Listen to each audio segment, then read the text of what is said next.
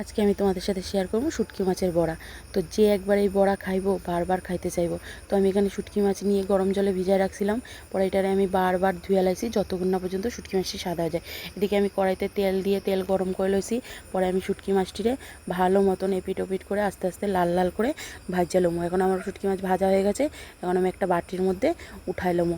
উঠানি হয়ে গেলে কড়াইয়ের মধ্যে যে তেলটা থাকবে তেলটার মধ্যে আমি পেঁয়াজ কুচিগুলি সব দিয়ে দিলাম, মরিচ দিয়ে এলাম। মরিচ দেওয়া হয়ে গেলে আমি লবণ দিয়ে এলাম। লবণ দিয়ে এটারে আমি ভালো মতন নাড়তে থাকুম। নাড়া হয়ে গেলে ভালো মতন তখন আমি একটা ঢাকা দিয়ে দেবো যাতে পেঁয়াজটি নরম হয়। এখন আমি ঢাকাটা উঠায়া ভালো মতন নাড়াচাড়া করে এখানে আমি রসুন থেতো করে রাখছিলাম, রসুন থেতো করে দিয়ে দিয়েছি, টমেটো কুচিও দিয়ে লাইছি। আরও আমি এখানে ভালো মতন এটারে নাড়তে থাকুম টমেটোটা যাতে একটু নরম হয়। এখন আমি হলদির গুঁড়া, মরিচের গুঁড়া দিয়ে আমি আরও কতক্ষণ ভালো মতন নাড়তে থাকুম টমেটোটা নরম হওয়া পর্যন্ত। দিয়ে এখানে আমি শুটকি মাছটিরও দিয়ালাম। শুটকি মাছটি দিয়ে আরও কতক্ষণ নাড়াচাড়া করে ভালো মতন এখানে আমি জল দিয়ে দিব।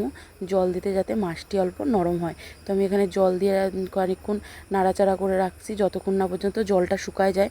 তো একটু নাড়াচাড়া করে ভালো মতন জলটারে শুকায়া আমি একটা চাটনি বানাই লাইছি। এখন আমি একটা বাটির মধ্যে উঠাইলাম। বাটির মধ্যে উঠাইলেছি।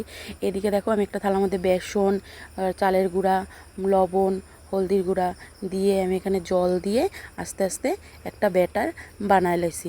বানাই রেখে আমি ব্যাটারটা সাইডে রেখে দিয়ে এখন আমি এখানে যে পাতাগুলি রয়েছিলাম এখানে লবণ দিয়ে আমি করে রাখছি। তো আমি এখানে লাউ পাতা নিছি, তোমরা কেউ চাইলে অন্য পাতা দিয়েও করতে পারো।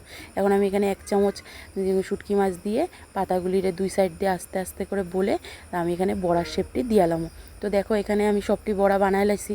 বড়া বানানি হয়ে গেছে। এখন আমি কড়াইতে তেল দিয়ে তো বড়াটির এপিট ওপিট করে ভালো মতন ব্যাটারের মধ্যে চুবাইয়া একটা একটা করে আমি এখানে সবটি বড়া দিয়ালাম। সবটি বড়া আমার দেওয়া হয়ে গেছে। এখন আমি আস্তে আস্তে এটিরে এক পিঠ করে উল্টায়া ভালো মতন ভাজালাম। ভাজা হয়ে গেলে এটি আমি এখন উঠাইলাম।